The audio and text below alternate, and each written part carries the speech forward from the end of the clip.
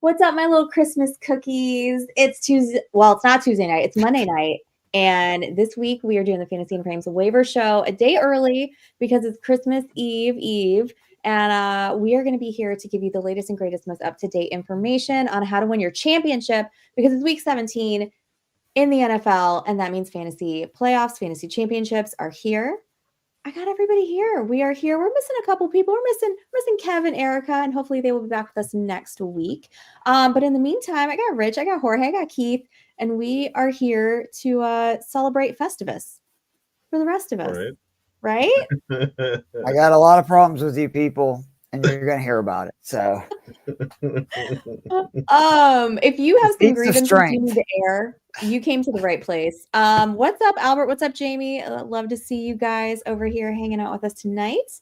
Guys, don't forget, if you have any questions, you want to hop in the chat, you want to get us some comments, please do that. Please throw that in the chat. That way we're able to see it. We're able to get to those as soon as possible before we head on out tonight and get ready for our Christmases, which is going to involve a lot of football, I have no doubt.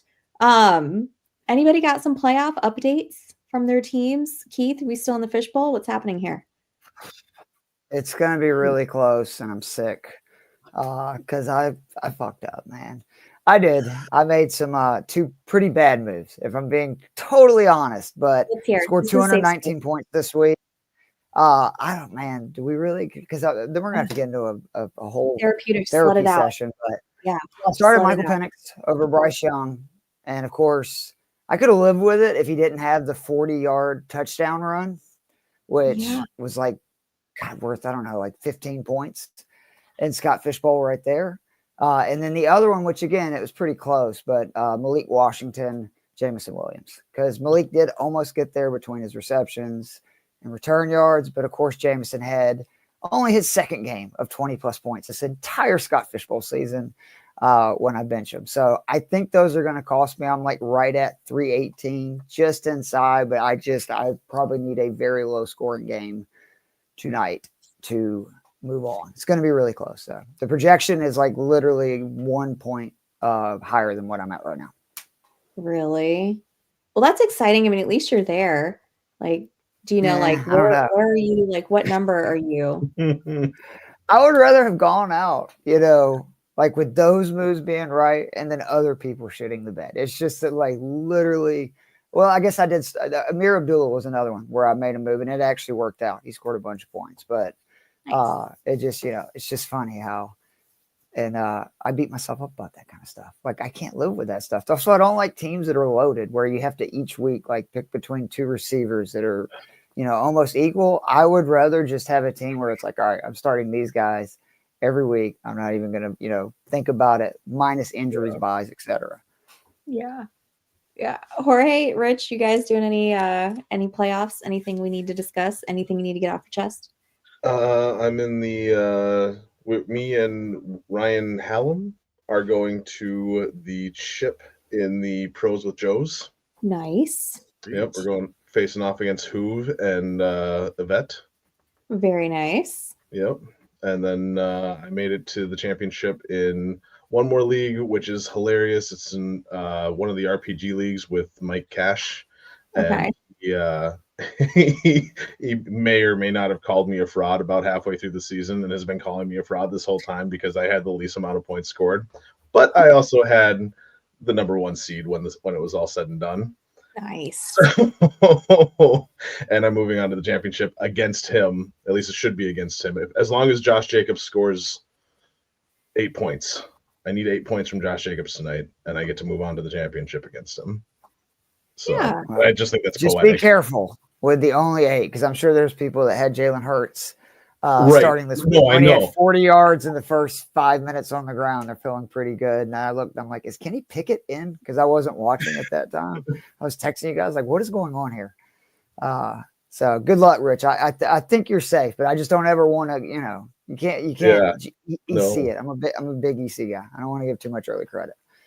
Yep. Jorge, anything to report? Yeah. So, the gist of it is I was in 5 leagues. I was the number 1 seed. Got knocked out in all of them.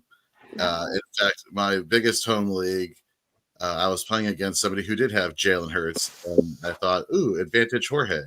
What I was not anticipating was, Cooper Kupp only got me 4.5 points. That is not what I was hoping to have happen. And then it's a mixed league with IDP, so his IDPs just went off. And basically, all my players went off the week before, and then this week it's like we're taking the week off. Fun times. That's tough. Good luck, everybody from Scampers. Hello. Right. Very nice. Jamie has a quick question for us before we get to our real football talk. Jamie wants to know, what's our favorite Christmas movie that we like to watch on the holidays? He's a Gremlins, Die Hard, Rocky IV, and Lethal Weapon fan. Look at Jamie trying to be controversial with are they or are they not Christmas movies? Right. Not, but that's okay, Jamie. Whatever you want to call a Christmas movie is fine, but I mean, come on, it's not a Christmas movie. I'm a '90s kid, so like Home Alone 1, 2, the National Lampoon's Christmas Vacation. Me and my wife watch at least 5 times during the month of December. Like any basically '80s, '90s Christmas movie, I'm gonna watch it. What is it? One of the channels right now is having like nothing but those movies where it's like Home Alone, then Home Alone 2. They had on all the, Vince Vaughn movies, which they're not so great, but I love a good Christmas movie. Funny. I really do. Christmas's one is kind of funny with him and Reese Witherspoon. What's the other one though, where he's like the brother of Santa Claus or something? It's pretty bad. Yeah. Yeah. Forgot about that one. I haven't watched that one. For good reason. Yeah. It's got a great cast. It's like Kathy Bates and all these people are in it. Paul Giamatti, but it's not very good. In other words, they signed on for the check. Is what you're saying. Yeah. Nothing wrong with that. So, I don't know. Do you think they truly ever are just like, hey, this movie's going to suck, but they're paying me a lot of money, I'm going to take it? Because I would assume. Yeah. Yes. So no, hold on, no. We got to have a discussion about this. So Red one. Because if you're involved in something, we're all egotistical maniacs in our own ways. We just are. Like whether people want to admit it or not, we're all worried about us. If you're doing something, I hardly believe during it you're like, this is going to suck. Like you're going to talk it up in your head that it's going to end up being good, and then after the fact, unfortunately, I think everyone else. I would assume that most actors, when they leave movies, they think, yeah, this movie is going to be great, or people are going to love this. And then sometimes they find out yes, and then sometimes they find out no. Do you know what Jamie Foxx's first role was after he won the Oscar for Ray Charles? You know the next movie he put out? Stealth. Yeah. Does that ring a bell to you? Oh my gosh. Okay. It does. It shouldn't, because it was god awful. And that was like, all right, I got my Oscar. Let me get this quick movie out of the way and get some more money, because there's some Jason Bateman movie that's on Netflix right now that it looks like it's absolutely horrific, and I just can't even imagine why Jason Bateman is doing it. Are you talking about the It's actually airport good one? Is it really good? Because it looks good. I'm not good. gonna lie. I mean, I wouldn't say really good. Like people get a little carried away with something's. It's good. Like it's definitely watchable. I mean, how you go from Ozark to that? Right. He's amazing in everything he's in. Like anything he's in is great. Arrested Development, like he's one of my all-time favorites. Teen Wolf 2. I'm a Teen Wolf 2 stan. It's not as bad as everybody says. It's okay. You want to hear a cool story about Christmas I celebrated a couple years ago with so the movie A Christmas Story that's playing on TBS nonstop on Christmas. That's always a classic. So my father-in-law is like obsessed with this movie. Like he knows every single thing about it. Like more so, like if you went on a tour at the Christmas Story house, he would take over as the tour guide. In fact, he did, because we went there and you can actually rent out living in the Christmas Story house for the holidays. So we were able to actually go after Christmas and spend like 2 nights. And so like we recreated all the different scenes from the movie, like where the Red Ryder BB gun is like around the corner and the father's like, what's that around the corner? We did the same thing for our father-in-law, and it was pretty intense. It was pretty sweet. It's in Cleveland, Ohio, folks. If those are looking for something to do for the holidays who like A Christmas Story, boom, there you go. That's pretty cool. So fun. It is. I'm a Love Actually girl. And I don't care how problematic that it has become over the years. I love that movie, and I will watch it every year. I love it so much. Yeah. We were talking Bill Cosby before we went on the air. You don't have to worry about like how appropriate something is anymore. Okay. Not quite as problematic as Bill Cosby, thank God. Oh my goodness. Okay. Well, we should have started the show with the note cards. I mean, if that's like your favorite movie, this is a fantasy football show, you know. Kind of disappointed, Stacy. Next year. I know, next year. And I have a notepad. I could have done it. I didn't even think about that. Next year. Yep. Write this down, somebody. Rich, you were going to say something. I was just going to say mine. Muppet Christmas Carol. Oh, that's a good one. That's my all-time favorite, yeah. Anything Muppets, sign me up. 100%. Yeah. Right. I love the Muppets. Like, those are phenomenal. Guy, who's your favorite Muppet? Oh, Miss Piggy. Gonzo. Obviously. Gonzo. Yeah, I love Gonzo. What's the two old guys in the balcony? Because I think that's my favorite. Oh, they're amazing. Like nonstop. And they're like, I'm like, I want to be that way when I get older. Statler and Waldorf. Y'all know there's a football game on right now. Jamie, there's a football game on right now. Don't you worry. Dude, I don't know if we call anything involving the New Orleans Saints football, but sure. You know, if you want to say it's a football game, that's fine. That's fair. Yeah. What's up, Andrea? Thank you for joining us. We'll be giving you live updates throughout the game because I'm sure I'm not the only one of us who has them turned on right now. Hawks are up 8 points in the first quarter on the T-Wolves. That's what the game you're talking about. Are we giving random sports updates? My Lightning are up 3-0 on the Florida Panthers. My alma mater, Valdosta State, lost the D2 national championship Saturday, and then their coach an hour later. So, wasn't a great 24 hours for Valdosta State. Valdosta State mascot, Keith? Yeah, that was actually I like to smoke, right? That's my thing. No. They're the Blazers, so I blame my school. You know, it's like, oh, you want me to blaze? Sure, I'll blaze. No problem. Go be a Blazer. Sign me up. Feeling that you were doing that before you got to college, if I had to guess. That's fair. But yeah, it was something to aspire to. You know, you get a college education, you get to be a Blazer. What more could you want? I mean, I'm wearing a fucking Christmas sweater that says the dude abides. So the dude abides. That's it. That's a great movie. We're not here to talk about movies, but that is an excellent movie. Maybe we'll do that at some point. But the rest of you, oh my God, Jamie, that's hilarious. Miss Piggy's his childhood crush. Oh my goodness. That's bossy females. Yeah, I was about to say, you definitely like to be bossed around because poor Kermit, man. Poor Kermit. I feel like we could go into some therapy sessions right now about that. But that's not why you guys are here. You guys are here to hear us talk about football. If y'all are here and listening, I'm hoping that means that you are in your fantasy championship and you need to know what you should be doing this week to make sure that you win and absolutely demolish your opponents.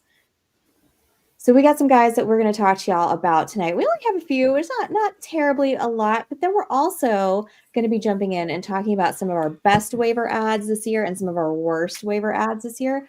So if you are in the chat, I want to hear what some of your best ads and worst ads were. Again, this is a safe space. We can talk about those players that have hurt us this year, and that's okay. That is okay. So don't shame people if they're not in the playoffs and they just want to hang out with us. I'm happy to have you here. Thank 100%. You. Those are the real OGs. You assumed. I'd like to think we have, people out there that, they're just here to hang. Come on. They're here to hang. It's Monday night. You're going to listen to the Monday night broadcast. No. It's awful. No. Chris Collinsworth was having an orgasm last night. Did you hear him? He was saying it was the greatest game he'd ever seen. I'm like, bro, it's the Cowboys and the Bucks. Calm down. I went to bed at halftime. I was just gonna say it was a good game. It was a good game, but he was insane. He was insane. He was like, "This is the best defensive play. What do you say? Best secondary performance I've ever seen. This is the wildest game I've ever seen." And I'm just like, Collinsworth, you know how long you've been calling football games? I seriously doubt a Week 16 Bucks Cowboys matchup is the best game you've ever seen or the best secondary. But maybe I'm wrong. Stacey's like, shut up, Keith. We got to get onto the QB. Yeah, I'm sorry. like, come on, Keith. I'm I think being a Blazer, okay? I'm looking at our QB ads. I want to say that looks like that might be from last week because we are not talking about Aaron Rodgers this week and we are not talking about Drake May. So I'm going to hide that and I'm going to send us back to the way we used to look over here. So we've got Kenny Pickett on our list to talk about. Don't worry, it won't take that long, I swear. Then we've got Bryce Young. We've also got Michael Penix. Michael Penix rostered in 24% of all leagues. He is our highest roster player on the list this week. Keith, talk about your Falcon. Yeah. This is not just because I'm excited, which I should be, but I mean, just it's a real simple case. Like, I know it looks bad because he didn't throw a touchdown last week. He did have the interception. That was not his fault. If you saw it, thank you. Kyle Pitts just is the gift that keeps on giving. But in his debut, 81.5% catchable throw rate. That was the fourth best of the week among all quarterbacks. 0 turnover worthy throw rate. Like, he did not have one throw that should have turned into a turnover. And despite 9 pressures, none of them turned into a sack. This kid is the real deal. Like, he's going to be good. I'm excited about these weapons. I think you've seen Washington keeps getting these shootouts. I think he's a decent play this week. Like, I really do. It would not shock me that if Washington, obviously after the way Bijan's been playing, going to try to sell out. And there's a lot of numbers from last week that show Penix was much better than the stat sheet. And I think he could definitely throw a couple touchdowns, 250. Nice. He's not lying. No, Jamie's not lying. Jamie has a fun fact for us. Did you know that Patrick Mahomes lost more games than Michael Penix this year? Yes. Did you know, fun fact, this century, the Falcons have had 2 quarterbacks, left-handed, African-American, first name Michael, last name changed 1 letter, and it's male genitalia. How does that happen? Yep. Yeah. You gotta go. You gotta get there. But once you get there, that's good. So I think if you'd have been blazing, Stacey, you'd have got there a lot quicker. But maybe that that's always true. Scamper says all-time hilarious bad play by Pitts. Did that kill you when you saw that, Keith? What killed me was Raheem Morris blamed Penix. They talked to him coming out of the halftime. He said he can't make that throw. I'm like, are you fucking serious? What? Are we just done? Are we done with Pitts? Are we done drafting him until he's on a different team? I don't think I've ever gone so high from somebody to so low. Yeah. I'm blaming Cousins for my I think it's all this year. You made the key point to me is like, we're the Falcons. Bad things happen to us. He's upset. Like, I know that. Like, he's frustrated. Think about it. He was picked 4th overall. I don't think he's ever had a game with more than 8 targets in it. Like, think about that. You could draft 4th overall. We're like, just go out there and block, dude. We're good. We're not going to throw it to you.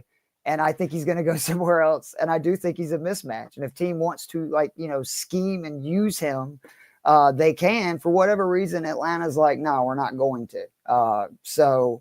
Yeah, like I just don't want it to be a team either in our division or in the NFC, really. Like, just go to the AFC, have the greatest career, Kyle Pitts, but I just don't want to see it in my backyard. In other words, Kyle Pitts. It's your New Orleans Saint. I got it. Yeah. Yeah. Oh, God, dude, that would be the worst. They could never. Well, who knows? Luckily, they don't have any salary cap, at least, right? So that is the worst thing. Right. That's true. Jorge Bryce Young. Oh, sorry, Rich. I didn't mean to it's okay. I was just gonna say he might take a discount just to stick it to the Falcons after the last 4 years. How dare you, Rich? You trying to speak something into existence? Thought we were supposed to be buddies. He's over here just riding high with his Vikings, just like that can't be killed. He should be. I would be too. Oh my goodness. Oh man. Jorge Bryce Young. I mean, he looks happy. He looks like he's having a good time. No, he is. And so, like, Rich and I, we've talked for weeks on Dynasty 365 and Colby Conway last week in his fantasy football article here at Fantasy and Frames was talking about the fact that in the fantasy playoffs, Bryce Young has the potential to finish as a QB1. He's already passed 2 weeks. He's like QB7 in fantasy points per game, ahead of guys like Joe Burrow, Herbert, Bo Nix, Patrick Mahomes, Drake May. He's averaging 20.6 points a game. What is really setting him apart is something that he didn't do last year, which was rush. He's getting 8 attempts the past 2 weeks for 80 yards. Keith, you're referencing that long run he had earlier in the show. And going against the Tampa Bay Buccaneers next week, the Buccaneers, I think, are the first or second team in terms of ranking and allowing fantasy points to the quarterback position. I told people weeks ago, if you're in dynasty leagues and you're trying to get your good QB2, make a trade for Bryce Young. And if he's on your waiver wire, obviously he is. He has such a low roster percentage.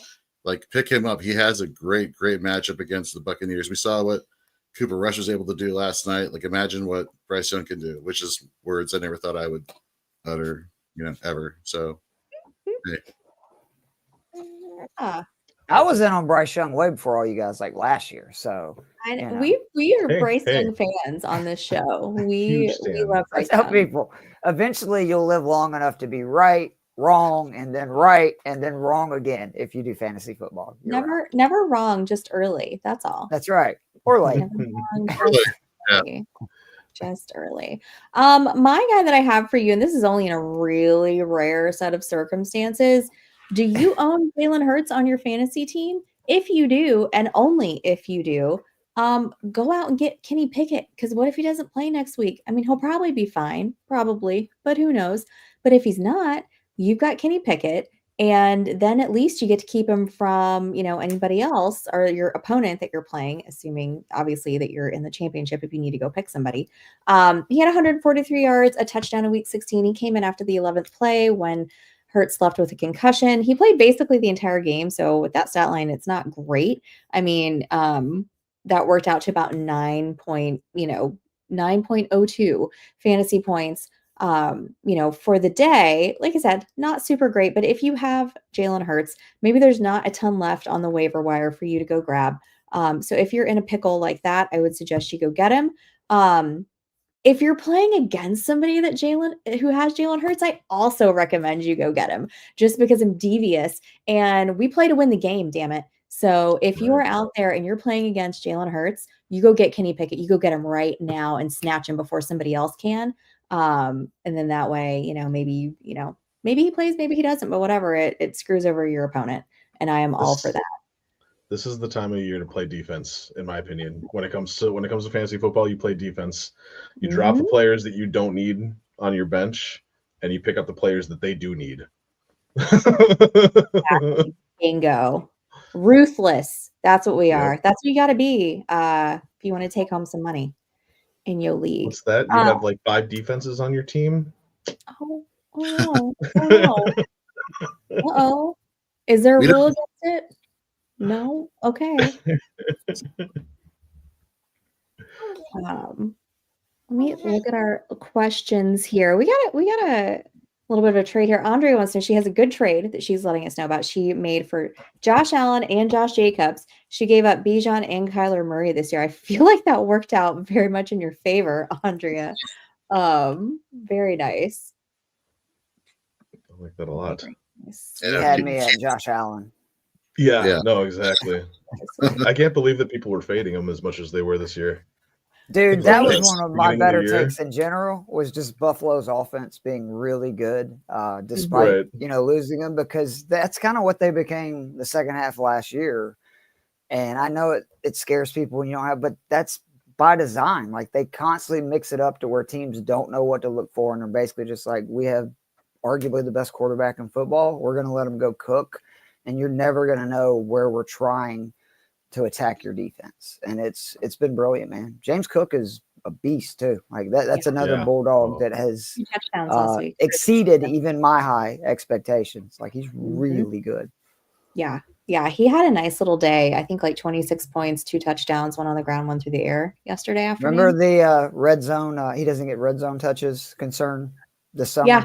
He leads the league in rushing touchdowns. He doesn't need them because he's just going to run for 82-yard touchdowns the entire game. Oh, Keith, here we go. Are you erecting a Penix statue? First of all, Chad, well done. Touche. Yes, I am erecting the pen. I mean, it was a lot of big Penix energy in the Mercedes-Benz Dome, in my house, like everywhere. If you were an Atlanta fan, it was so great. Like just the first play that we called a passing play where our quarterback moved more than 5 feet from where he started, when the ball got in his hands, I was excited. Like, if we're just being honest, at that moment, I was like, this is awesome. So I really do think that, like, in all seriousness, now it depends who you're talking about playing him over. Don't get me wrong, but it would not surprise me, like I said, if he could throw for 2 touchdowns, 250 yards next week. Because I do think that Atlanta-Washington game, there's going to be some points in it. And again, there's a lot of metrics this week, like the 81%, like 4th among all QBs. It's pretty good. Like a lot of the metrics. And again, the big thing for me, 9 pressures. He didn't take a sack. Giants are a team that are still, I think, top 5 in sacks. So I think he's, a sneaky play this week. Nice. All right, we're going to move on over to our wide receivers. I, for some reason, think that these might be from last week. So we're just going to go back to how we are. Jorge will fix that. Yeah, Jorge, a little behind the scenes since you're not here every week. When Kevin's out, we don't know what the fuck we're doing from a behind the scenes standpoint, and it's just kind of a free for all. Luckily, Kevin's been here most weeks, but yeah. So only 16 weeks, and I still don't know how to use the right there with you, Stacy. Don't feel bad. Good Lord. Okay, guys, for wide receivers, here we have got for you Jalen McMillan. Again, I don't know why you guys haven't picked up Jalen McMillan yet, but he's rostered out there in 50% of leagues. Adam Thielen, Kayshon Boutte is out there as well, rostered in 7% of leagues. Adam Thielen rostered in 27%. Jorge, Jalen McMillan, he got a touchdown last night. That was pretty nice. Again. Yeah, Nathaniel is screaming so loud. He's like, "Yeah, Jalen McMillan, you people, why haven't you picked him up off your waiver wire yet?" In your face. You're making him cry. You guys are making the baby cry because you haven't picked up Jalen McMillan yet. Yes, I think the baby's saying Philadelphia sucks, is what he's saying. I mean, he's a Commanders fan. He is. Natty G making his waiver wire show debut. Exactly. Shameless plug. That's awesome. Yeah, it's been ridiculous. The deep ball, targets. Wow, no, okay. What's that? I know. I still my heart. I know, right? Yeah. You targeted a lot. What's that? No, we got to go. Yeah, we probably have to roll. But Keith could probably tell you more about Jalen McMillan than I could right now. Go get Jalen McMillan. He's the number 2 target there behind Mike Evans. I don't know what else needs to be said. Baker's throwing like 3rd most in the league. He's got the 3rd most touchdowns of anybody in the league right now. He's throwing the ball. Go get Jalen McMillan. He's a stud. Rich. Yeah. Your former boy, Adam Thielen. Are you still a Thielen fan now that he plays in blue? I am. Yeah, I mean, you can't not be a Thielen. You can't be from Minnesota and not be a Thielen fan. Like, you can be a Vikings fan and not be a Thielen fan, but if you're from Minnesota and you know that he's from Detroit Lakes, and you know the fact that he went to Mankato State and he was a walk-on, he's like a legend. Yeah. Like, absolutely. If he doesn't come back and retire as a Viking, that franchise is doing something wrong. We will never forgive them. But Adam Thielen, I think if they win the title this year, you'll forgive them. Well, I mean, those are 2 different conversations. I get that, but what my point is when you win, fans will put up with a lot more shit. You know what I mean? You end up winning the title, y'all going to a big run, and then 4 years Thielen retires, and y'all are like, "Nah, we're not bringing him back. We're not doing the song and dance." Y'all might say something, but you're not going to be raising hell. I wouldn't be. Be like, shit, y'all want to keep. He's going to be up there in a couple years doing the skull, leading the entire stadium, and everyone's going to be happy. And that's blowing the horn, blowing the gala horn. Yep, can't wait. But no, he's so weird up there, man. The gallon horn. That's what it's called. Gala horn. Gala horn.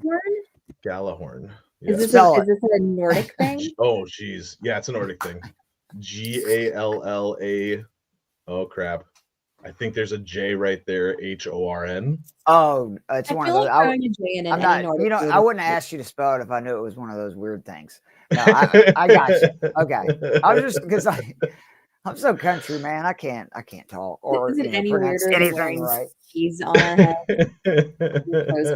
No. Oh, scampers. Oh, the J was in the beginning of it. Dang it.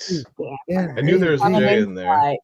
Coming in. You guys are weird. This is what happens when it's like freezing 6 months of the year. Y'all got to find weird shit to do. We got stuff going on in Georgia, man. It's too nice outside. You don't have to live that way, Keith. You can come down. I mean, Rich, you can come down here to the warm weather. It's 63 degrees here. I know. I want to go further south. Now I want to go. There's a reason I live in Minnesota. I love the weather. I really do. It's 30 degrees here right now, and I'm so happy. Hoodie weather, walking around in shorts. Hoodie weather. I'd have on a bomber jacket, fleece line slacks. I was today. I was freezing. Yeah. Can't do it. Nice. Can't do it. All right. Well, yeah, no. So real quick, Thielen, since coming back, he had one game that was under double digits. Every other game has been double digit scores. He's a big part of that offense. Easy pickup, easy plug and play. He's one of my big free agent ads of the year. So we'll get more into him a little bit later. Nice. All right. Our next guy, Keith, did you put Keyshawn Butte up here? You're damn right I put Keyshawn. Hell yeah. I had to start him in the booty. Out of the playoffs. We don't need to talk about that. But I've had to start him in a couple places. Me too. Well, I mean, thanks for saying you had to play the guy that I'm suggesting for people to pick up. It's like I had to play this guy. He sucks. God, Keith. Also, just real quick, not a side tangent, but hearing Jorge Sweet Little Boy cry reminded me of the first time I stayed at my sister's and we were watching the kids. Like, I don't know, like I don't have kids. They don't warn you that when they're just screaming bloody murder and it's this little bitty baby, all you want to do is like, make it stop crying. And so, of course, she's like, just let it, cry it out. That ain't me. I could listen to it for like 3 minutes and I went and got it up. I think that Charlie was like maybe 14 months or so. And obviously getting her up at 2 a.m, us hanging out in the living room ended up making it a bad rest of the weekend for my sister because she was a little cranky from there on. But it's like, the first time you hear it, you can't do that. My sister said, obviously, as you get used to it. She's like, I'll just let him cry it out. But it really freaked me out. And I was like, Lauren, you can't be mad at me about that. That's my niece. Get off me. All right, I'm sorry. Keyshawn Butte, 6 targets or more. It's 6 of his last 8. He had 4 and 5 in there too. So he's getting consistent volume coming off his break out game. The big thing for me, he's played 80% or more of the Pats offensive snaps. I think it's for like 9 or 10 weeks now. He's only had 4 games against bottom third defenses versus wide receivers.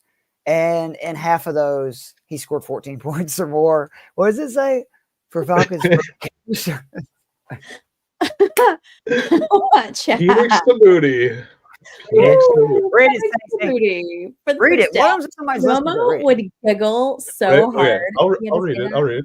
I will pay literal hundreds of thousands of dollars for the Falcons to trade for Keyshawn in the offseason so we can hear Romo say Phoenix connects with booty for a first down. Could you imagine Collinsworth? I ain't never seen nothing like this. A Phoenix throwing to a booty. Romo would do it, and then Jim Nance would just keep talking. Jim Nance is just like, I do the Masters, bitches. I'm not getting down in the mud with you guys. Forget about that. I remember Romo's first year announcing, and he made a Dumb and Dumber reference. And I heard it and almost died laughing, and it just right over Jim Nance's. Right. Hey, Jim Nance doesn't have anything to talk about being above anybody. He was on How I Met Your Mother. Come on now. Hey now. No.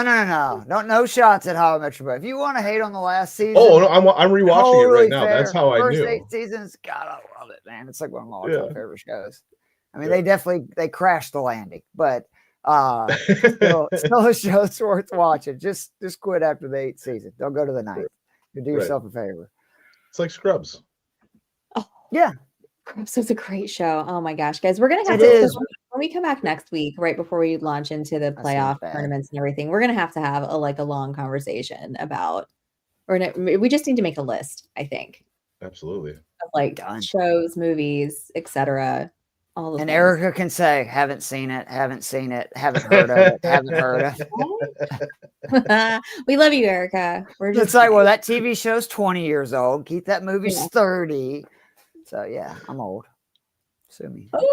Ooh. Update Monday Night Football real quick. Green Bay is leading the Saints, like we're surprised. Dante Winwicks with a touchdown. Love it. And there's my brother in the chat. Just throwing that out there. What's up, Dale? How many Is your brother sickles Dale are Rich? there, Rich? Because I knew you had a sister. I didn't know you had a brother. Oh yeah, no, there's 7 of us. Oh my God, there's 7 What? sickles. Yeah. How do Sickle we not cell. know this? Oh my goodness. Welcome, How many Dale. brothers? How many Thank you. sisters? Come on, Rich. I'm Yeah. disappointed. I'm just now learning this. 2 brothers. And I always have to count 4 sisters. For some reason, me being in there throws it off. And where are you at in line?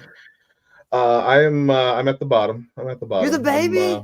Yeah. The Oh, baby, like you the last so one, much. number 7. So it's a little complicated. I was the baby, and then there was 2 more that came along. So I like to still say that I'm the baby. Gotcha. Yeah. Just like your 2 younger siblings, just they don't exist. They were doorstep No. babies. What are you saying here, Rich? Step siblings. Yeah. That's fantastic. Oh my goodness. All right, guys. Well, that is going to do it on our wide receivers. We have one Uno running back for to talk about. Keith, this is your guy. You and Jorge both really like Amir Abdullah, rostered in 30% of leagues going into next week. I believe that they play the Jags, if I'm correct. No, they just played the Jags. Wait a second. The only reason I know that is because I played Abdullah everywhere this week. But They did. Why do I have that on my notes? All right, we'll talk about Amir Abdullah. I need to work on my notes for Brenton Strange, apparently. So, like, look, I know it's kind of gross, but if you're in, and I'm being dead serious, if you are in a PPR championship and say you have an injury costing you a running back or flex position, this is like Wan'Dale Robinson at the running back position when we had Daniel Jones and like a kind of competent Giants offense, where this is just a PPR cheat code. So the 2 games where Sincere McCormick came in and got a piece of this Raiders offense kind of got everybody off this trail, but don't let it. Because I said this going into last week, that in the last 4 games that Abdullah played, again, without Sincere McCormick having a focal point in the offense, which there was 2 weeks he did that, 23 targets and 21 receptions in those 4 games. Plus, he is actually running the ball better than Alexander Madison. Why they are still overall giving Madison more carries, you'd have to ask Antonio Pierce that. I'm not really sure. But like I said, again, he had 21 targets, 19 receptions. And then last week, what's he do? He has 7 carries for 38 yards and a touchdown. And he once again sees 6 targets, catch 5 passes for 47 yards. If this is a PPR format, you can take away the touchdown and dude still scored over 13 points. So if he scores a touchdown, it's almost a guarantee of 20 points. At worst, he's going to get you 8 to 12 points every single week. I promise you, because whether it be O'Connell, Ritter, all those Raiders quarterbacks, other than Gardner Minshew, throw to running backs over 30% of the time. It's basically tight end, Myers, and then it's those backs. And that's it. So I really do think if you're in a full point PPR, he is worth an ad if you're in a position where you have a really risky flex or running back matchup, because he's going to guarantee you that point. You're not going to have that Cooper Kupp performance last week or whatever, because the Raiders suck. And the great thing about teams that suck, they're always down and they're always throwing. Same thing for teams that can't run the ball, which the Raiders cannot run the ball. They have to throw the ball all the time. So I really do. I love it. I picked him up, like I said, and played him everywhere last week. It worked out, and I think it will again this week. Again, minimum 8-12 could get you up to 20 points. Nice. All right. Well, that was quick and easy. Tight ends. We've got 2 to talk about real quick before we move on to talking about some IDP notes. I promise you, I saw we had an IDP question. As soon as Jorge comes back, we will get to your IDP question. We've got Blaze, and I'll answer their IDP question. There you go. I don't think you want me answering your IDP question. Oh, you definitely don't want me. That's what I was saying. It's like I can get really stoned. I'll get the confidence to just, like I can wing my way through this. We've got Britton Strange 25% roster. That is up from last week. We've got Payne Durham rostered at 0%. That was Jorge's pick. Keith, you and I are co-signing on Britton Strange. I know he had a not so great week this week with only 2 points right after we told everybody to go pick him up. And then he had just like completely gone off the week before. But I mean, he's still playing more than 50% of the snaps. And what really kind of convinced me is that Mac Jones is out there and like, he's just playing like, with zero care, right? Because like, what does it matter to him? Like, he's out there, he's just slinging the ball, trying to figure out what he's going to do next year. It's not like he's really fighting for a starting job. You got Trevor Lawrence there. So and that's not going to happen unless there's, more tragedy next year and he can't play. But the last 2 weeks, Mac Jones has thrown 46 attempts and 39 attempts this last 2 times. So he's out there throwing it. There's literally nobody else besides Brian Thomas Jr., out there. So I'm still in on Britton Strange.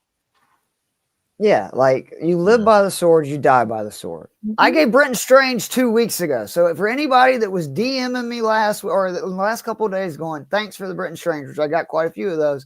I hope you were fucking seriously thanking me a week before when he went out and caught 12 passes. It's the same deal. Mac Jones is still throwing 30% of his balls to tight ends. He did it again last week. So like that's the risk. But the volume's there. Like, to me, it's all about the argument. That's what I was just telling Jorge and Nate the other day. It's like a take can be technically wrong, but I look at it different. That if a guy still got targets and the thesis was still right where Jones is still throwing to tight ends, and what happened was really Strange fumbled, and then they went to Luke Farrell a lot more, which that is a little concerning to me, but I still think Strange is a more talented tight end. He's been playing a lot more. He's going to get another crack at it. He's too young and too good. But it does make sense in a close game that they, they're like, look, we got to show this kid you can't fumble the ball.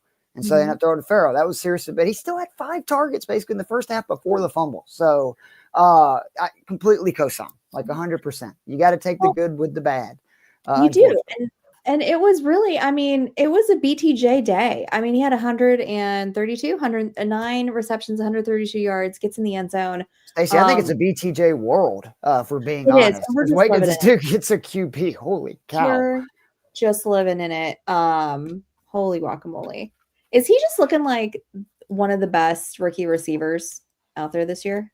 I had a friend who said he was the best wide receiver going into this year. And he goes to Auburn every year and he sees, so many players come through there. And he said he was the best wide receiver he saw all season by far. Remember, he's teammates with Malik Neighbors was on the other side of the field.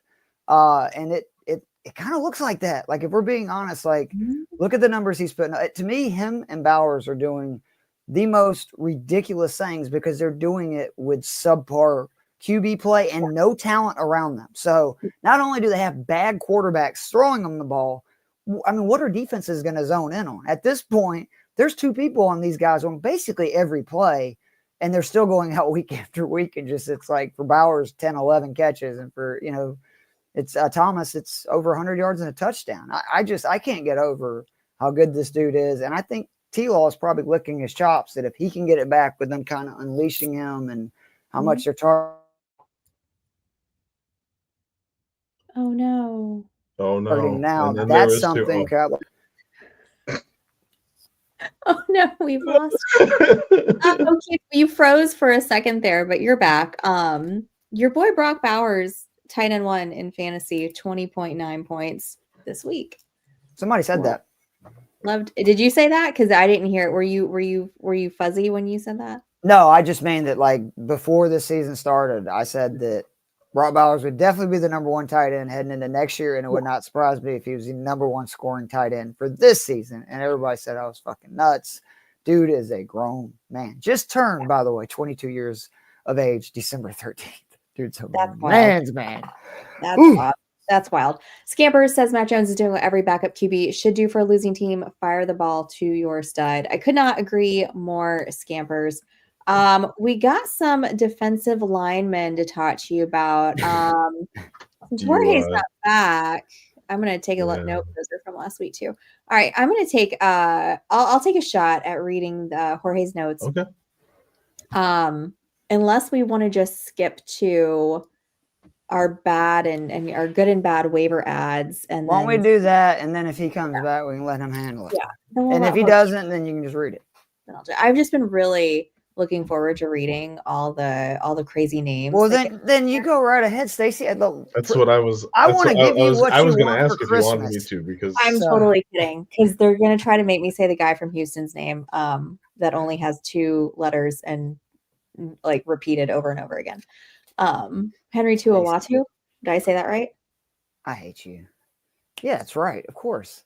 Yeah. Like, we really want to have some fun. Just try to get me to spell some people's last names. Much less that one's easy. them. T-O-O-T-O-O apostrophe. It's really getting it where the apostrophes are in that name is really the key there. Jorge is in the chat. Did Jorge get sucked into the inner world and he's in the chat? Is this turning into a Christmas movie?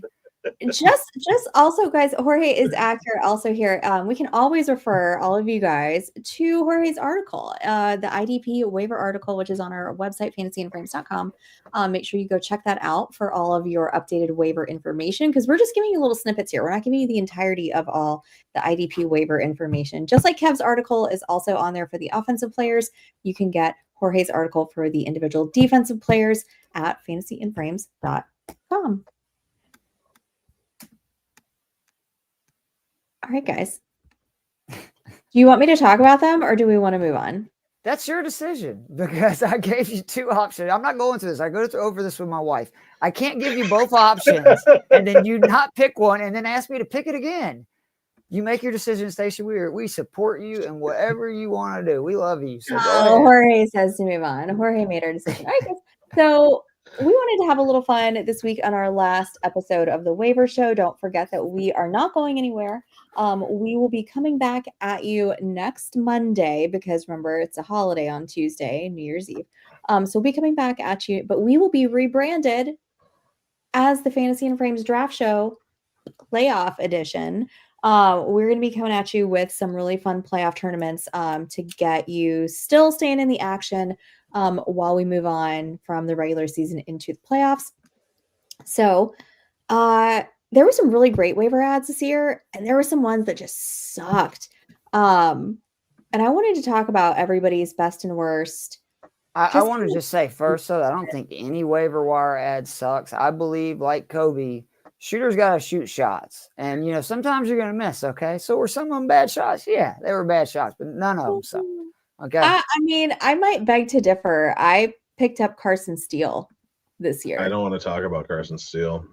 Well, let me I spent on y'all. Hey, look, for everybody that wants to pick on you for Carson Steele, my question to them is, how much did you spend on Sammy P. Ryan? So, it's like potato. He was the other one.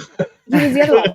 Those were my 2 worst ones, and I don't know why they both involve the Chiefs, but they do.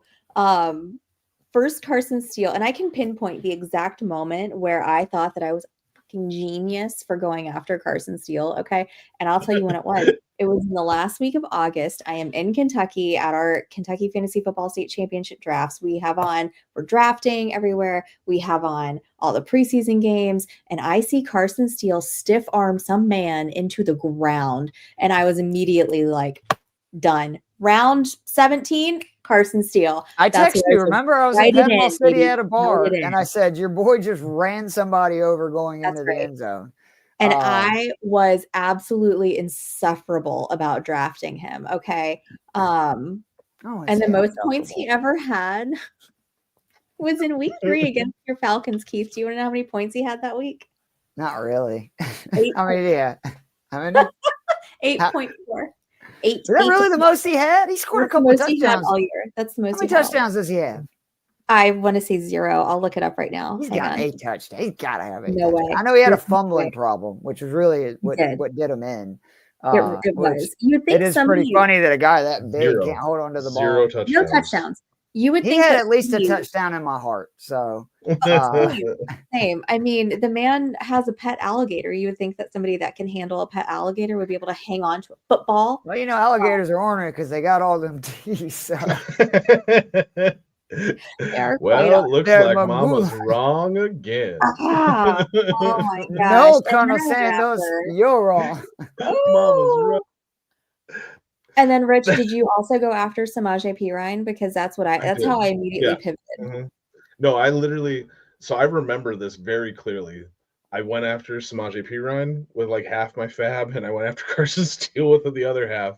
Yes. And then it became game day, and I remember like they kicked off, and they showed Kareem Hunt, and I went, "I'm an idiot." Kareem Hunt played for this team before, and he was amazing when he played for this team. What have I done? 8 years ago. That's 8 years ago, Rich. Okay, that's like what I said.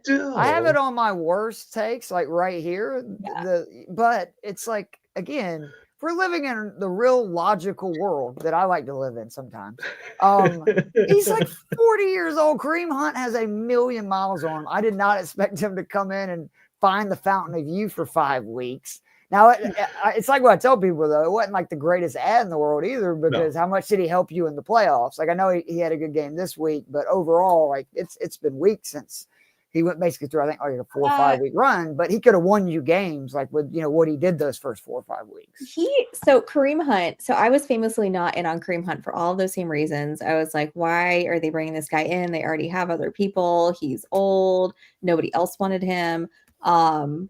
Obviously, that was wrong. He was pretty much relevant all season since week 4. He had 8 double-digit fantasy weeks for you, 6 touchdowns, averaging 12.3 points per game. Oof. Whoops. Most of it came, though, I'm telling you, those first 4 games after he basically became starter. That was all of his big games. After that, I'm okay without it. I got scampers over here. Jordan Mason, Isaac Guerrero combo, both awesome and absolutely terrible. Yes. We've had this conversation numerous times, haven't we, Keith? Well, no, hold on. No. That was not the conversation. Right. I'm not going to sidetrack this. That's okay. You two talk it out. I'm going to check out. So I was going to say Jorge is in the chat and Rich is, I don't know where he went. Rich is in space. I feel like I had some other good, I don't know, who wants to go with like a couple of their good players that they liked. I'm trying to look on here and see who all we had in common, because I also listed Juwan Jennings. Keith, that was you, Juwan Jennings and Jonnu Smith.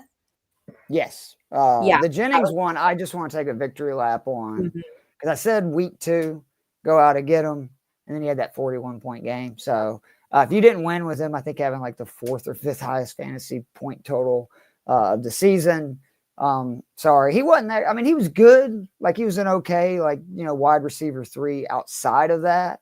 But to get that one, and then, the Jonnu Smith, like week 6 was the first time I mentioned Jonnu Smith, then week 8, and then week 10. And then, of course, then he went nuts. And I mean, I think there was even a few weeks after his first or second big game that people didn't realize. And what I kept saying even early on was just his first read target share was unbelievable. Like, he was playing games where he was playing like 40% of the snaps. So he would see, run like, 18 routes, and he'd see like 7 or 8 targets. And it's like, if they're putting him out there and throwing it to him that much, what happens if he gets on the field more? And that's exactly what did happen when Tua came back, was they just unleashed him as a pass catcher. And I mean, I think he's been a top 10 tight end every week since week 9 or 10, something like that. So he has 4 top number 2 tight end finishes so far this season, and he's currently number 4 overall in fantasy scoring on the year. Lawrence Jackson's going to look like Eminem because of this dude, because he said if Jonnu Smith was a top 5 tight end, he'd dye his hair blonde, and looks like he's going to be dyeing his hair blonde. So, don't slander Jonnu Smith. Woo! No. Rich, you and I had Kate Otten. I was going to say. I was just going to say, yeah. Yep. Speaking of tight ends, I managed to like, I was going through all my picks, and I realized that I hit a few tight ends, and then everything else just kind of fell apart.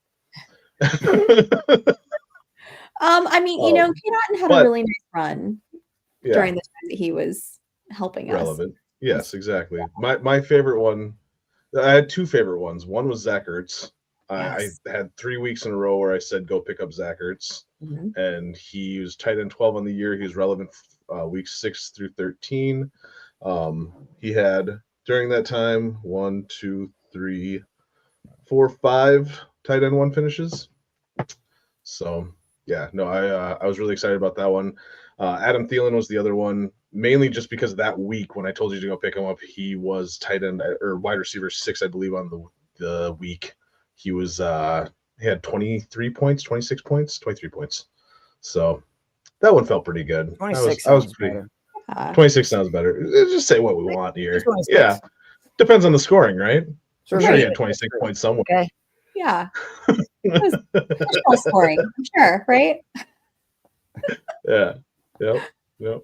Oh my goodness. Keith, who else did you have? I'm looking at your guys here. You had Bo Nix and Sam Darnold as Darnold week 3 was one of the best ones because that was really before I heard anybody being like, go get him, because that was when I went back and looked and realized that, holy shit, Minnesota had the most passing yards in the NFL last year, and Kirk Cousins played 8 games, and the other 9 were started by Josh Dobbs, Nick Mullins, and Jaron Hall. It's like, holy shit, this dude might feast in this offense. And he has. He's been so good. 6 top 10 weeks at QB from week 4 on. And just, I mean, I can't get over it. Like, I think that, like, Rich, ear muffs, because I don't want your head to swell, but I'm really preparing myself for this Vikings team winning the Super Bowl.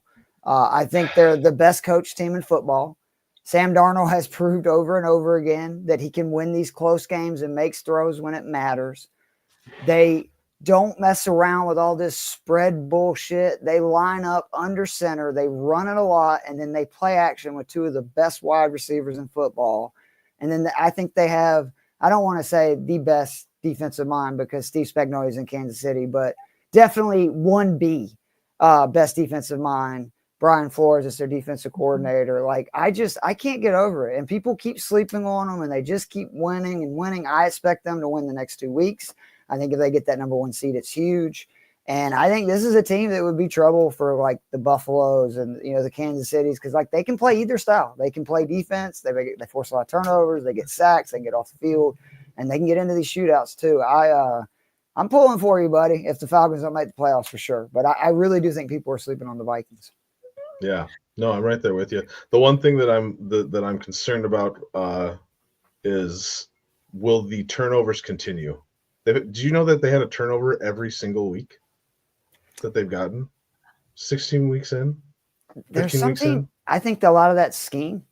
I really do. I think they get so much pressure that it causes chaos. The Falcons, when we went to the Super Bowl in 2016, it was basically the same thing. Like, we were one of in yardage, like we gave up as much as anybody in the league, but they were very good when teams got close. Like, they forced a lot of field goals, they gave up a lot of touchdowns in the red zone, and then they had a turnover. It seemed like every game, and most games they'd have 2 or 3.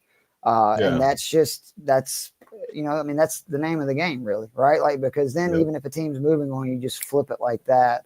I'm so impressed. I hope Brian Flores gets another chance to be a head coach. I have so much respect for that dude and what he does week in and week out. But Kevin O'Connell, man, people need to start respecting that dude, because it's now unreal to look at, like, Cousins, what he's doing with Darnold, what he did, with Dobbs last year. That, 3 other teams have tried that since then. It hasn't worked. Like, dude's a very good play caller and QB whisperer.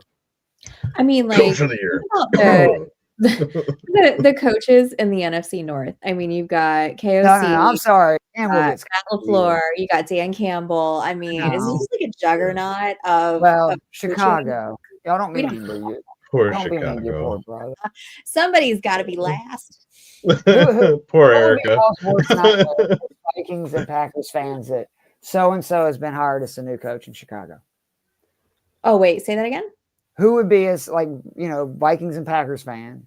We hear in a month or whatever, so-and-so is the new Bears coach. Which would be the hire that you'd be like, oh, shit. Oh, my gosh, I can't think of his name, but from Detroit. Ben Johnson. Ben Johnson. Okay. Yeah. Somebody said that last week, and I was like, oh, no. Uh-oh. You could be right. That'd be rough. That would be rough. I mean, for you guys, it would be rough. Oh, okay. All right.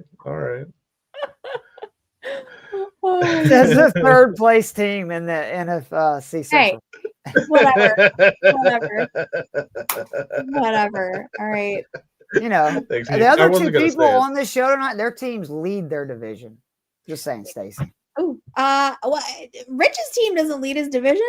Not You yet. guys are wild card. Wait a minute, We're the same. We're the same. Lions have it still. Oh, because they won the earlier one. Yeah, we're the same here. We went out though, and it's ours. We control our destiny. Yes, I am very pumped for that. Was it week 18? You guys play the Lions again? Yeah, last game of the year. Yep. Dude, I'm so excited. I'm already excited for that game.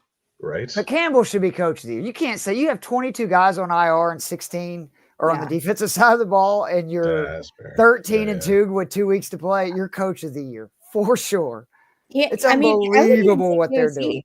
I mean, look what he's done with Darnold. I that for me does it. But yeah, I mean, Dan Campbell's victory speeches are like, I live for those on TikTok. Those are amazing.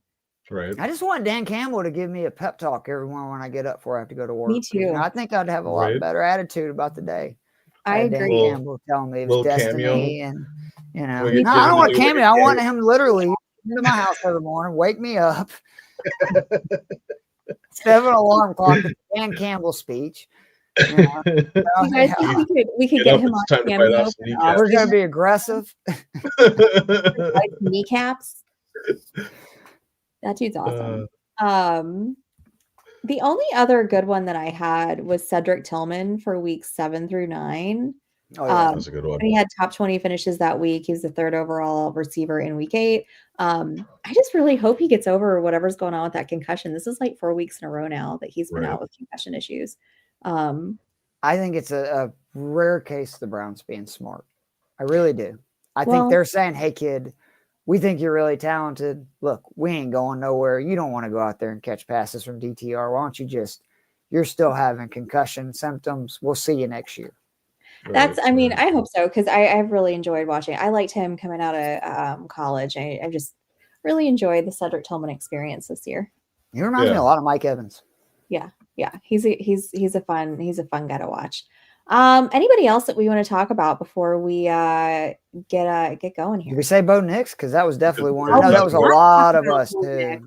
Holy guacamole, Batman! I think it was week 8 was the first time I know. I had to go back. I forgot because we do the doc and we just write it in and we don't save it. Yeah.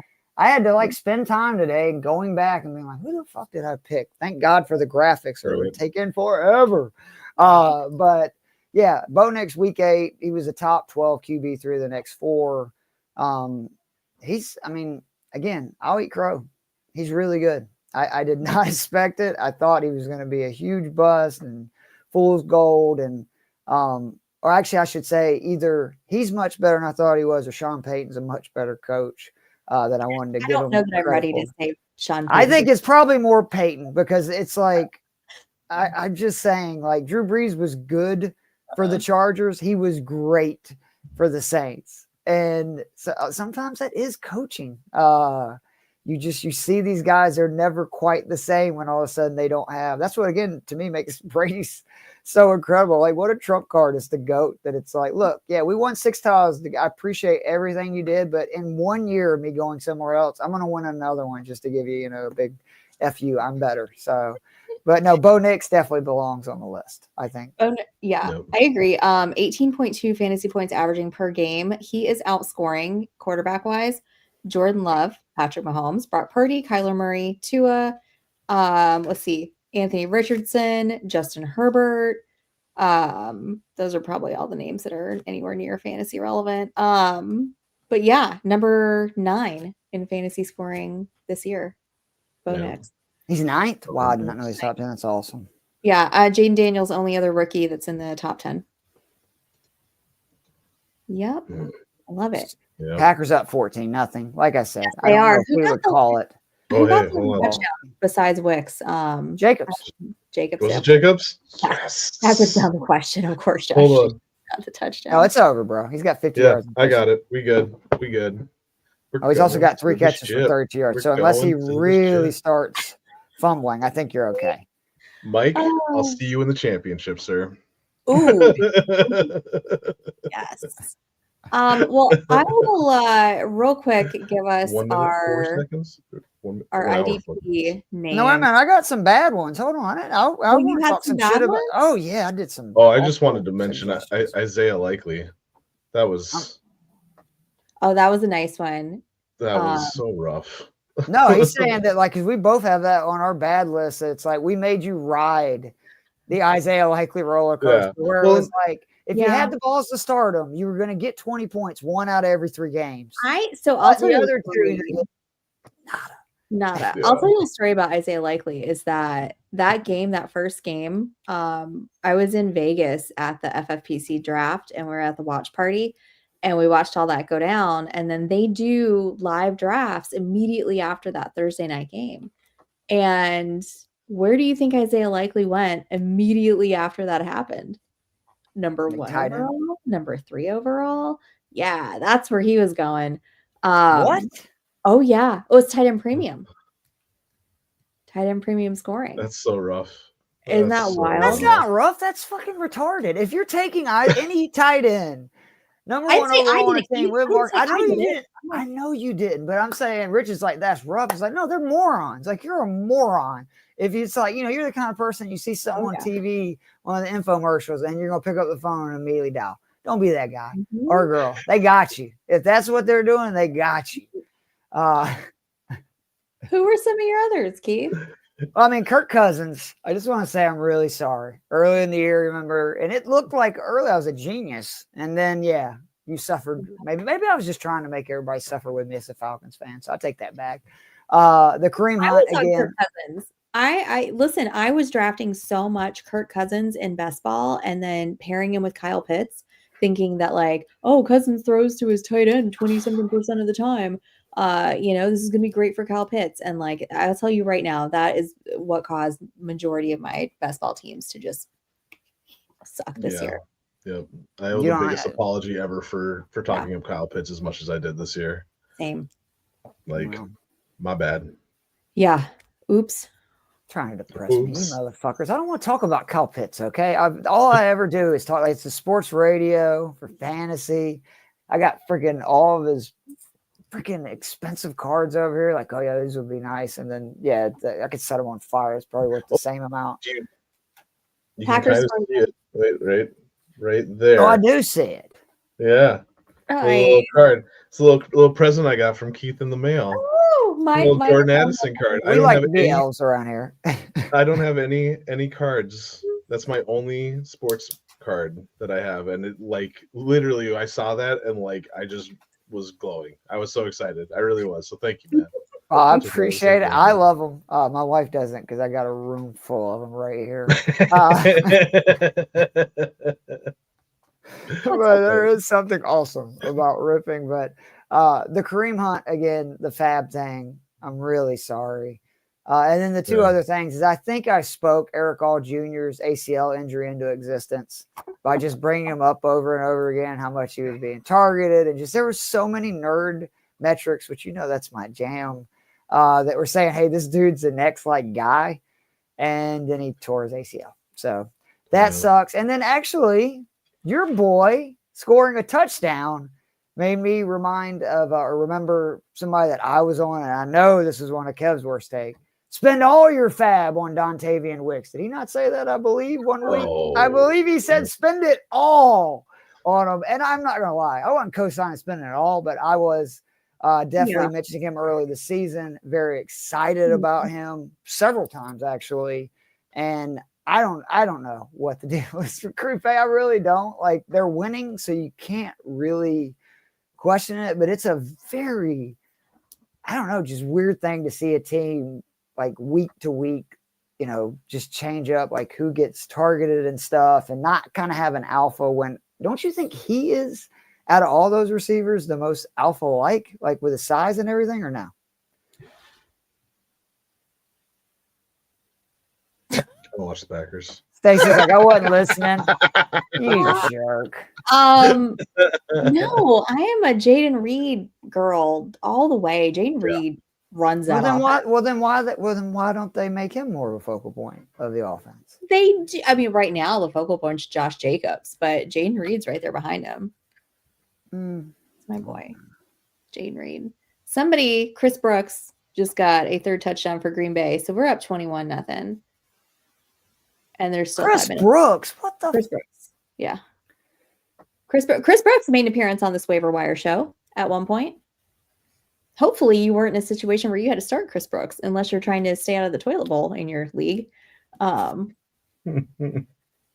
You call somebody with 65 targets somebody being featured? Let me show you the targets this year for the Green Bay Packers. Jaden Reed, 65. Christian Watson, 51. Tucker Kraft, 56. Romeo Doubs, 58. Devontae or Wicks, 58. Josh Jacobs, 38. They ain't featuring nobody. They need a wide receiver one. Just saying. Jaden Reed. Jaden Reed isn't. I agree with her. Like, I think Reed is a wide receiver. I think Wicks could be really good. I mean, Watson has flashed like crazy here the last couple of weeks, but it's just. Yeah, I don't want to admit that about Watson. I'm not ready to go back there yet. If you look at when he's been healthy. I just don't.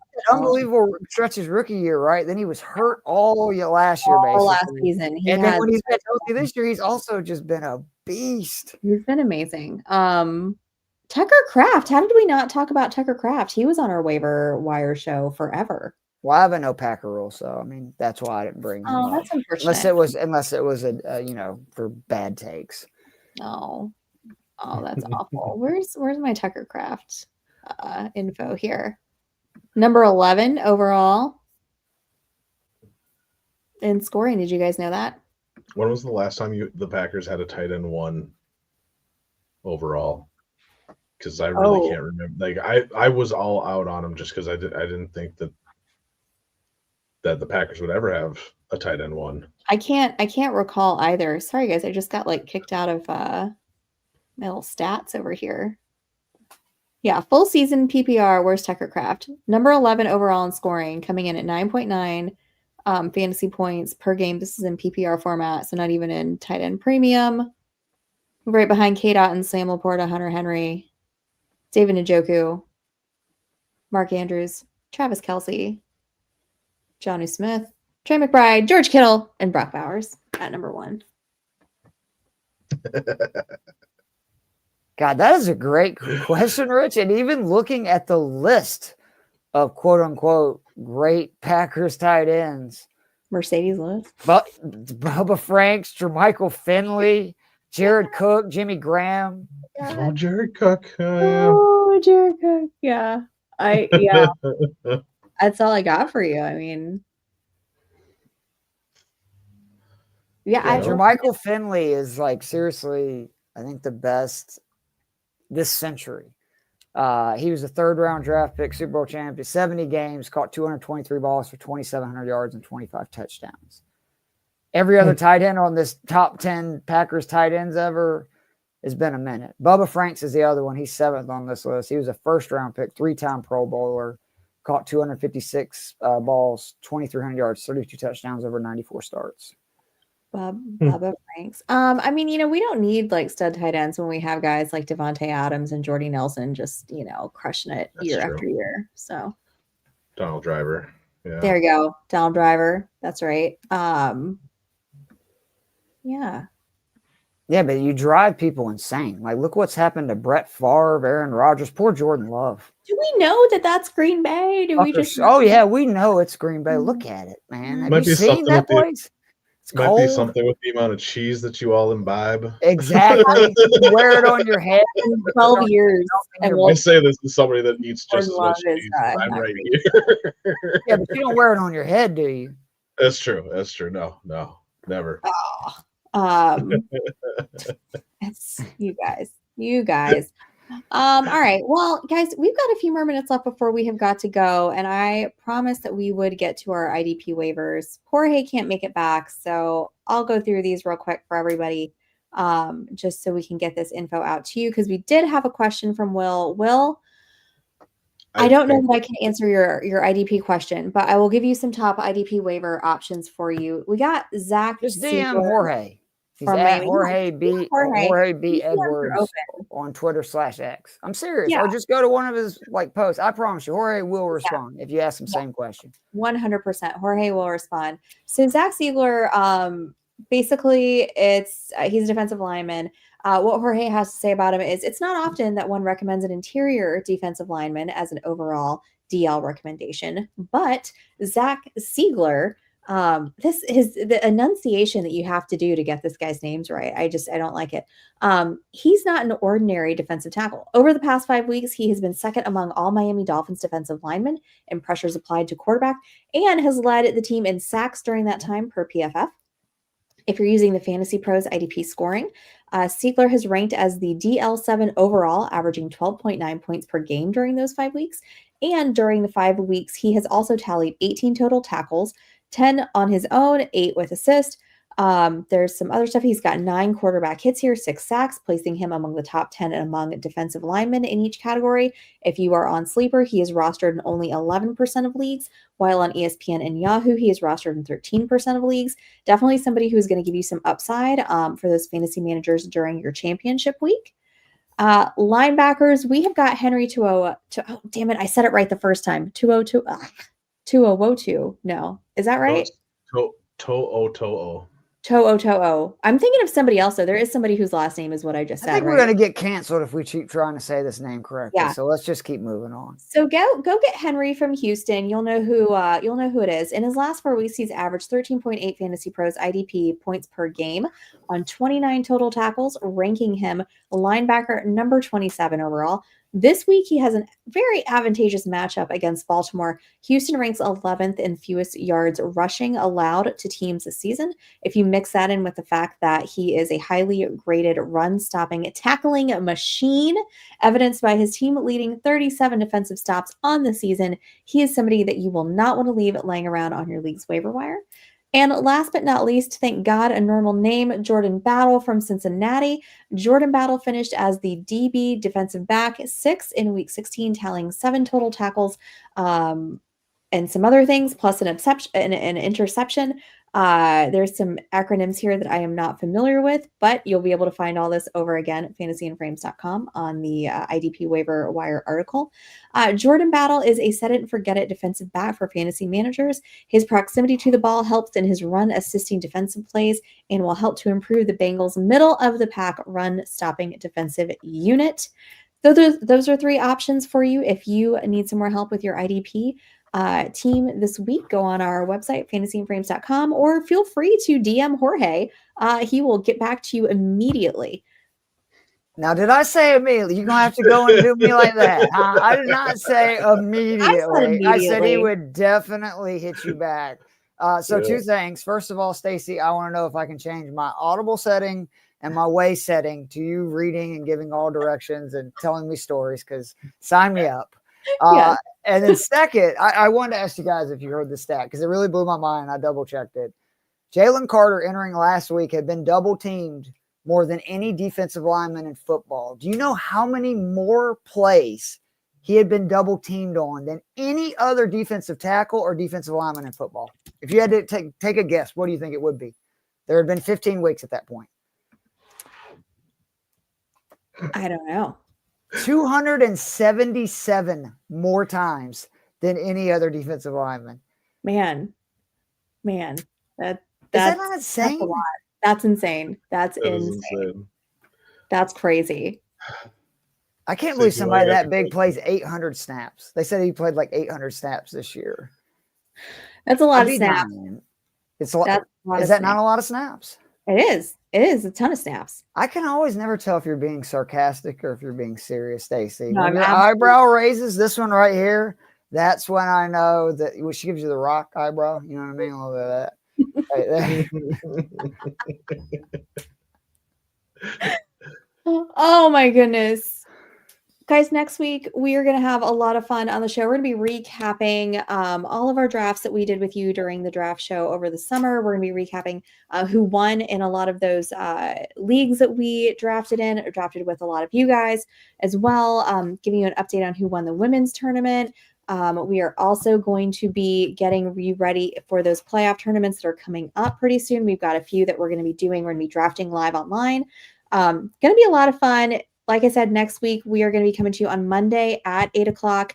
And then every week thereafter, we are going to be moving over to Thursday nights. If you want to make sure that you're getting all the latest updated information here at Fantasy and Frames, Got to make sure to hit that like, hit that subscribe, hit that follow button. You can find all of us here online. You can find Rich over at Rich Sickles GBM. Keith is at Keith Fleming. I am at Stacy_Perez 83. Do you guys want to give your Christmas blessings, Christmas wishes to the people? Now, can we do real quick before we do that? Greatest Christmas gift you ever received from Santa? Ooh, from Santa? Oh no. Yeah. I had a bad experience. There's only the moment that earmuffs, children. Yeah, right. The moment I realized that it was all a sham. That's the only one that I remember, and it was a train set. So. Oh, that's awful, Rich. We need to make a Christmas movie for you, bro. That like bummed me out. I was hoping to have an uplifting finale, and now, wow. Yeah. I'm a downer. Oh my goodness. I wouldn't say you were a downer. I would say that's sad, man. That makes me feel bad. Stacy, do you want to depress everybody real quickly before we get out of here? What's your favorite toy from Santa? Oh man, trying to think of a toy from Santa. Just favorite Christmas gift ever. Then I'll make that easy. Favorite right? Christmas gift ever. Can I say that it was from my Atlanta Braves when they won me the World Series a month before Christmas? No, I guess that was a month before Christmas, wasn't it? Yeah, it was. Okay. I guess I'll allow it, even though y'all both have really cheated and have not answered the question that I wanted to have. So fuck it. I'm not going to answer it either. Ball humbug. Merry Christmas, you song. Filthy animals. The dude abides, okay? Merry Christmas, everybody. Abides. We will see you back next week, this time, 8 o'clock on Monday night. Have a lovely, safe Christmas. Hope you win all your championships. We will see you back on the 30th. Bye, guys.